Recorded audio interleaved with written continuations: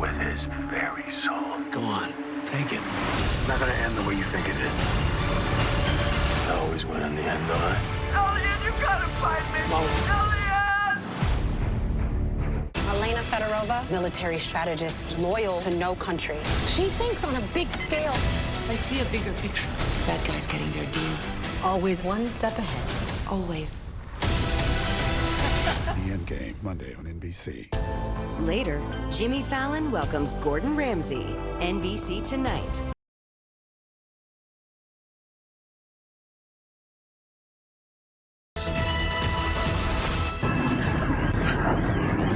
Tonight, Russia continues its relentless attack.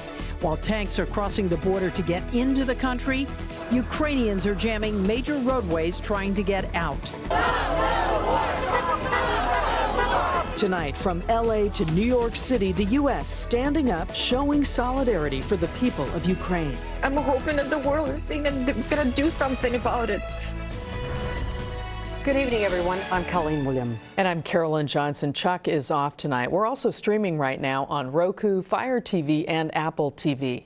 Tonight, the Russian military is moving toward the outskirts of the capital city of Kyiv, moving troops and tanks in on 3 sides of that country. More sirens could be heard there this morning, where it is now 9 a.m. A no-fly zone has been imposed over the area, with the exception being military aircraft.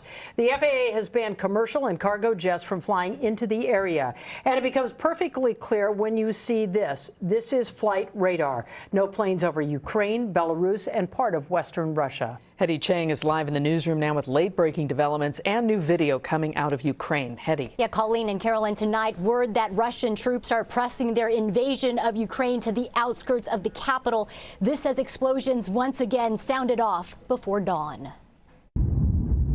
Sunrise in Ukraine, superseded by yet another night rocked by violence. The president of Ukraine, Volodymyr Zelensky, announcing Russian invaders are determined to destroy Ukraine politically by destroying the head of state.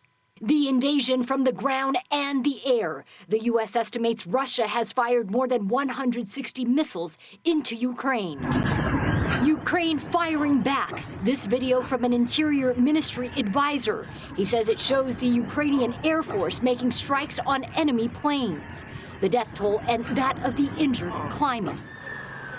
Major roads blocked as thousands of families try to escape. Underground subways packed with people. To just see this happening to the country is just devastating. Today, U.S. President Joe Biden approving more sanctions targeting Russia's economy. We will limit Russia's ability to do business in dollars, euros, pounds, and yen to be part of the global economy. But the president again reiterating he won't send American troops to fight with Ukraine, though he ordered 7,000 more to Germany to defend NATO allies. Today, hundreds of people risking arrest took to the streets in Russia to protest their nation's invasion of Ukraine. And for all our military protecting our nation. And here at home, Ukrainian Americans came together in prayer to find hope. We all have the same feeling right now, so it's just emptiness. My brother, his family, and all my cousins, all the distant family, everybody's still in Ukraine. You know, they're just scared. They don't know if they're going to be, what's going to happen to them tomorrow. As you can imagine, many parishioners we spoke with tonight have not slept, their eyes glued to their TVs and to their phones, waiting for word from family. Live in the newsroom tonight, Hetty Chang, NBC4 News. Hetty, thank you for that. The invasion has set off global outrage from people of Ukrainian descent, their allies, and others.